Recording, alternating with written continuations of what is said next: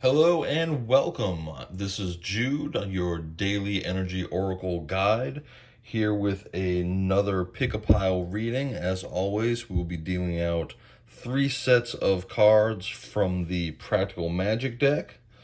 Today we're going to add the Earthbound Oracle to each pile, and as a bonus at the end, we have a Dark Magic Oracle deck that we will be drawing one for the collective.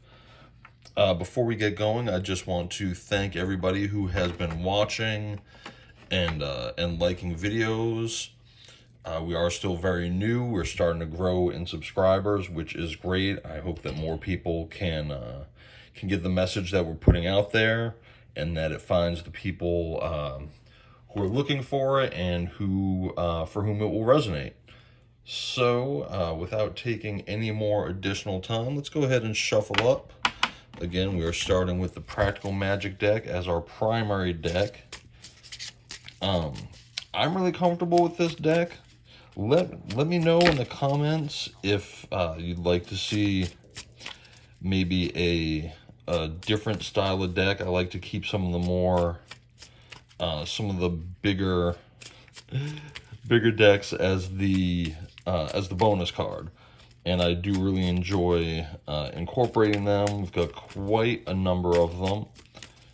But I have really found that the Practical Magic deck and the sort of daily energy check-in spread, for lack of a better word, has been working well.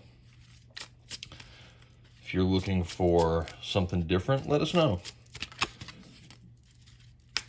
And let's go ahead and deal out these 3 piles. Pile 1, pile 2, pile 3, 5 cards.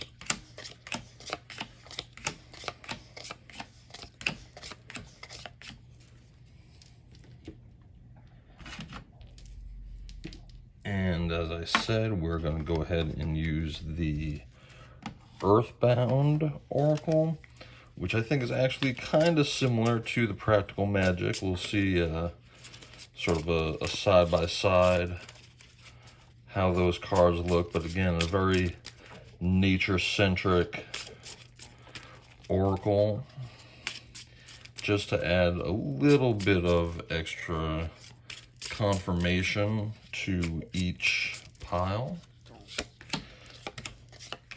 1 card each there. And again, we will save that that third deck, the Dark Magic Oracle, for a little later. We are going to put our selenite on pile 1. We're going to put the clear quartz on pile 2. And we are going to put that rose quartz on pile 3. So go ahead and take a moment to decide for yourself which of those 3 piles resonates with you. Again, that's pile 1, the selenite, pile 2, the clear quartz, pile 3, the rose quartz. And as always, we will put bookmarks, chapter marks in the video so that you can go to the pile of your choosing and go to the bonus card at the end. And also, as always, we will post, in addition to the main video, we'll post shorts for each of the 3 piles, as well as the bonus card as a standalone. So hopefully you've had time to make your choice. Let's go ahead and jump into pile 1 with the selenite. Transformation is the heart of the matter. We saw that yesterday. This is a new one. I haven't seen this card in the week or so that we've been doing this. The firefly and the butterfly. The climbing rosebush of consequences. The family home for sacred space. And sleep as the bonus. So let's take a look.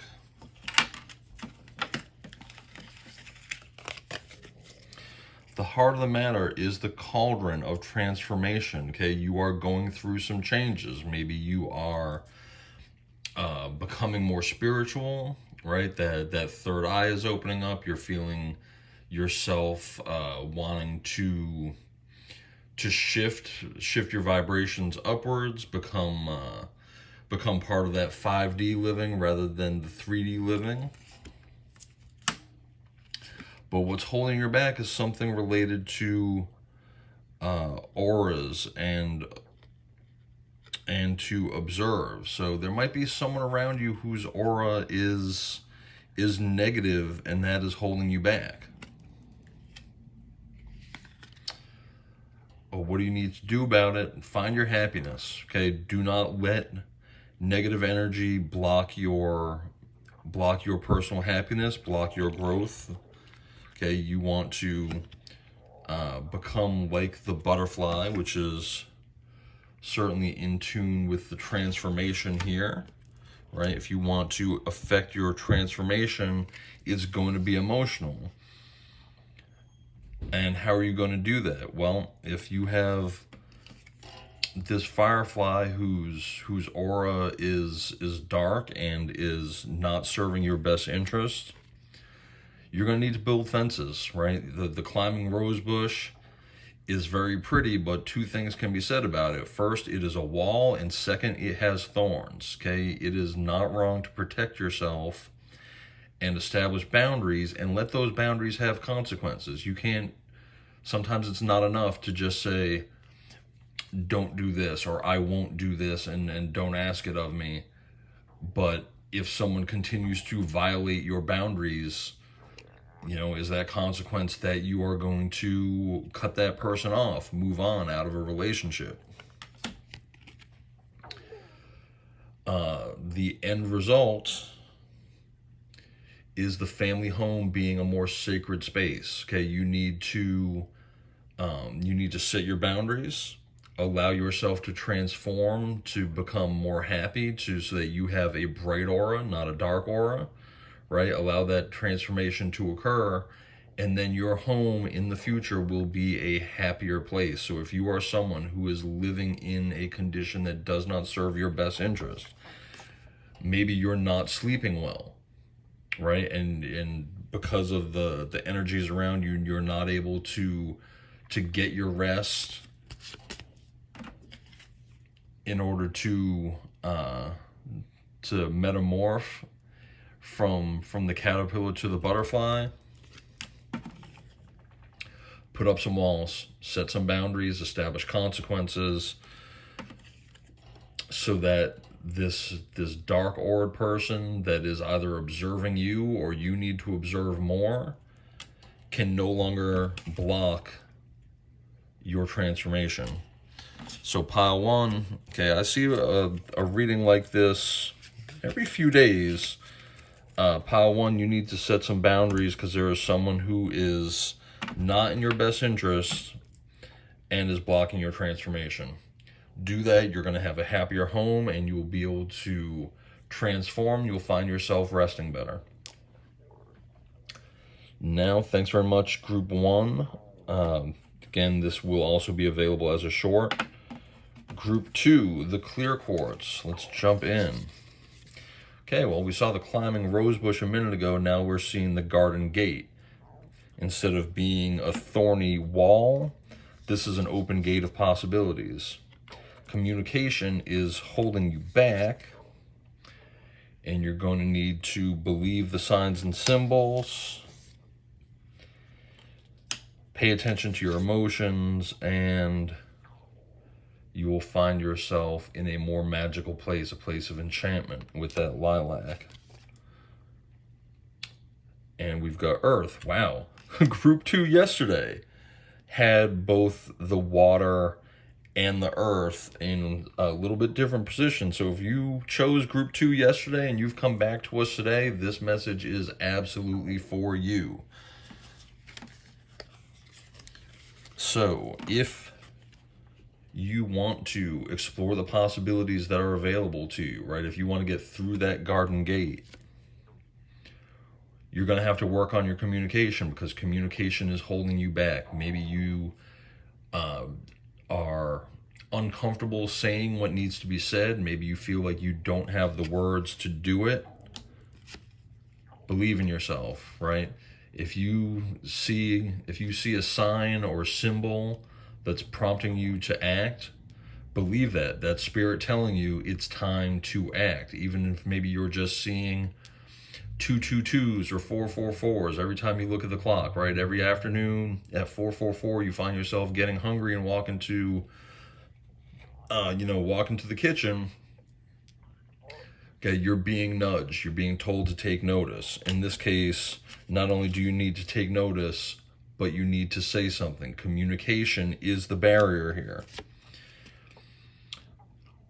Maybe what is impacting that ability to communicate is emotions, right? You're going to need to get those emotions in check. How do you do that? Grounding, right? The earth is telling you to ground. Take some time. I personally do it in the morning. I've got a ritual. I spend about 40 minutes every morning walking my dog.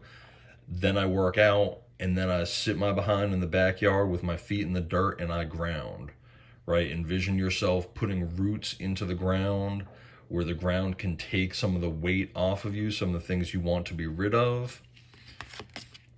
But if your emotions are running over you, right, flowing like water, and again, we are about to have a full moon in Pisces, that water element is very strong, but we are also in Virgo season. If you heard me say this yesterday, I can't help that what was true yesterday is true again today, and I'm going to say it again. If your emotions are scattered and they're impacting your ability to thrive and specifically to communicate, try grounding, right? If you want to do meditation that's not outdoors, whatever you need to do to get yourself centered, right? Find your rock, center to it so that you can believe in yourself enough to do that communication, get through that garden gate of possibilities. And on the other side of the garden gate, it's an enchanted garden, right? Your magical energies will be freed up. You will be able to take advantage of your opportunities better, and stop and smell these beautiful lilacs that are on that other side of the garden gate. Group 2, just like group 2 yesterday, you have a call to action, and it starts with looking inside. Okay, just about 13 minutes now on the clock. Let's jump in. If you've seen my last few videos, I constantly have been doing this. Clear quartz keeps showing up in my rose quartz pile, and meanwhile my clear quartz pile is over here off to the side, but it is what it is. Divine connections are the heart of the matter. Your lineage and roots is where your blockages is. We're talking about generational trauma. Oh, and there's the rose quartz. Look at that. We got both of them. Healing is the way forward. Spirit wants to send you a message about inner wisdom, right? It's a cup of tea. It's soothing. It's going to help you to focus and look inside. Oh, but the future is calling for resurrection and recklessness. Okay, maybe that recklessness just means taking risks to go after opportunities once you have found yourself freed of the blockages that are holding you back. And the card we've got here is a ceremony. So let's run it back, look at these one at a time now that we've seen the whole picture. Okay, the heart of the matter here is divine connection. So Spirit is there for you. Spirit is there with you. But there's something in your roots that is holding you back. And here's where I'm going to place, because you see the smoke rising around that book of shadows. Okay, you may need to do a ceremony related to that. Maybe it's a cord cutting. Maybe it's some sort of divination to unblock some past memories, some past life memories. Maybe you need to communicate with a practitioner who specializes in that sort of thing and can look back into your past. Maybe one of these times I will bring out a past life deck, but I don't really like using that for the collective. I think it's too specific for the audience. But if you are in, if pile 3 was what was calling to you, and you need that healing, right? If you've got generational trauma that needs healing, whether it is something that your bloodline, your lineage did in the past, or it's something that was done to you, either way, that trauma is and can be very real and cause blockages for us in the present day. If you are in a situation like that and you are finding yourself unable to make your full connection with the divine, unable to hear the inner voice that's speaking to you with wisdom, do some sort of a ceremony, right? If it is someone in your near past that you can't seem to let go of, right? And that can be difficult, I understand it. It may be something like a cord cutting. If it goes further back, you may need the help of someone who specializes in that sort of thing to not only identify, but help to clear those blockages to free you up.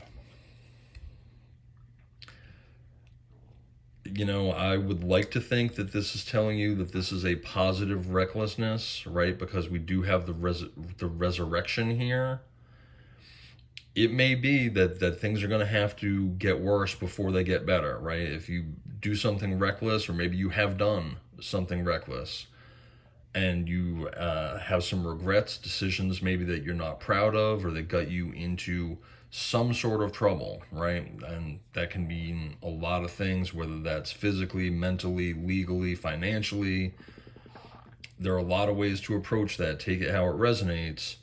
But I'm going to tell you, if you can do the work, do the healing, then the resurrection is coming. So this, I think, is a message that's more of a, it's hopeful, but it requires some work to get there. So group 3, that's what I have for you today. Now, let's go ahead and shuffle up the Dark Magic Oracle deck. I've got the whole book here with me, just in case, because I think that there's a lot to be said about some of the cards in this deck. Maybe I'll just fly by the seat of my pants and interpret what I see. But because it's the end of the recording, I'll probably go ahead and read to you from the book as well. Again, thanks for watching. If you've stuck with us this far, whether you've been watching straight through or jumping around, please do like, share, subscribe. Leave us a comment. Let us know maybe which pile you selected, if it resonated, how it resonated. Dark Magic Oracle is giving us the sonnet. Express your creative heart.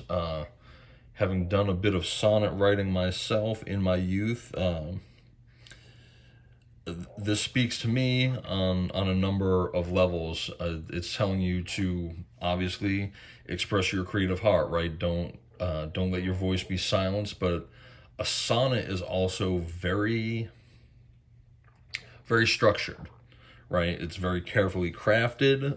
For if you've written one or tried to write one, you know, you might know that it is a lot of work. It is 14 lines of rhymed iambic pentameter with a certain rhyme scheme to it. And sometimes with communication, especially if you have a creative idea, we give up because it's too hard. Spirit is telling you, don't give up, right? Write your sonnet. It might be work to get through it and to put it together, but it will be so worth it when it is complete. That's my take on the sonnet card. And this is gosh, that card number 31? 8? What is that? 31. Okay, I saw it the first time. I'm going to go ahead and we'll take a look and see if I got anywhere near close what the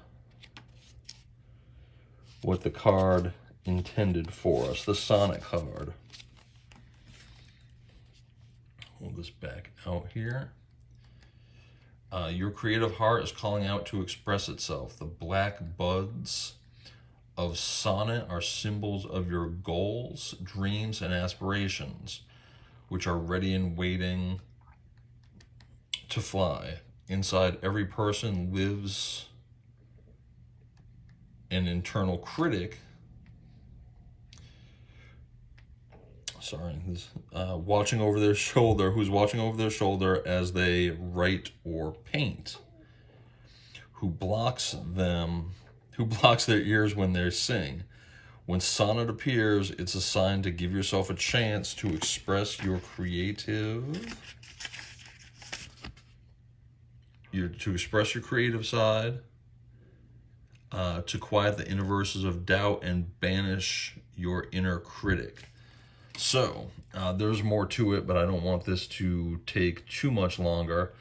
The point, I think, is fairly close to what I was saying, right? Sonnets are hard. Sometimes letting your creative voice be heard is a challenge, right? Whether it's difficult to do or because you think, oh, this isn't possibly good enough.